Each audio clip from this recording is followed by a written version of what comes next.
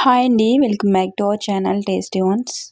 ఈరోజు వీడియోలో చూపించబోతున్న రెసిపీ ఏంటి అంటే మటన్ కాలు కూర లేదా మటన్ పాయ కర్రీ అని కూడా అంటారు.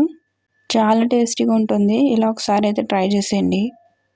ఫస్ట్ అయితే ఇక్కడ కాల్చి కొట్టించి తెచ్చిన 1/2 కిలో వరకు మేకలు అయితే తీసుకున్నాను. ఇప్పుడు దీంట్లో ఉప్పు, పసుపు, ఒక అరచెక్క వరకు నిమ్మరసం అయితే పిండుకుని ఇవన్నీ ముక్కలకి బాగా పట్టించి క్లీన్ చేసుకోవాలి. ఈ విధంగా చేయడం వల్ల దానిలో ఉన్న బ్యాక్టీరియా అంతా కూడా పోతుంది. ఇదనే కాదు, నాన్ వెజ్ ఏది తెచ్చుకున్నా కూడా నేను ఇలానే క్లీన్ చేస్తూ ఉంటాను. ఇప్పుడు వీటిని 2-3 సార్లు శుభ్రంగా కడిగైతే పక్కన పెట్టుకోండి. ఇంక ఇప్పుడు దీంట్లో మసాలా అయితే ప్రిపేర్ చేసుకుందాం. 1 టేబుల్ స్పూన్ గసగసాలు, 1 టేబుల్ స్పూన్ జీలకర్ర, 4 యాలకులు, ఒక 5 లవంగాలు, 2 ఇంచులు దాల్చిన చెక్క, 1 టేబుల్ స్పూన్ వరకు ధనియాలు, కొంచెం వాటర్ వేసి ఫైన్గా గ్రైండ్ చేసి తీసుకోండి.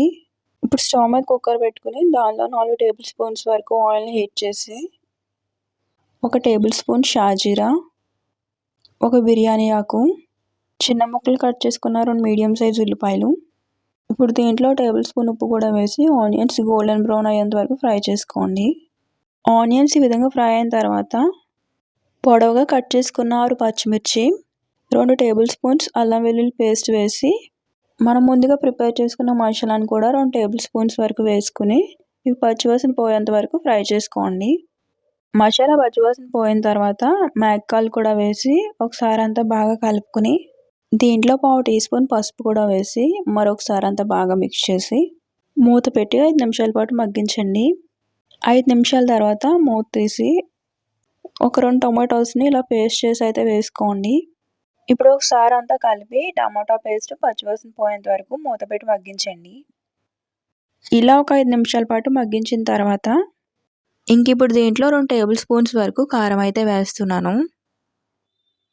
ఇప్పుడు ఇదంతా ఒకసారి బాగా కలుపుకున్న తర్వాత ముక్కలు మునిగేంత వరకు వాటర్ అయితే వేసుకోండి. మీకు పులుసులో కావాలనుకుంటే ఇంకొంచెం వాటర్ అయితే యాడ్ చేసుకోండి.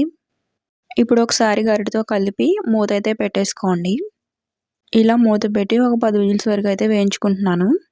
అదే ముద్దరకాళ్ళు అయితే ఇంకొక 5 విజిల్స్ ఎక్స్ట్రా వేయించుకోండి.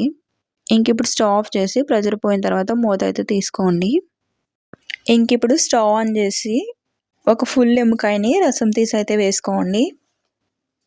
ఫైనల్లీ కొత్తిమీర కూడా వేసి ఒక 2 నిమిషాల పాటు కలిపి స్టవ్ ఆఫ్ చేసి దించేస్తే టేస్టీ అండ్ స్పైసీగా మటన్ పాయ కర్రీ అయితే రెడీ అయిపోయిందండి. మీరు కూడా ట్రై చేసి ఎలా వచ్చిందో కామెంట్ చేయండి.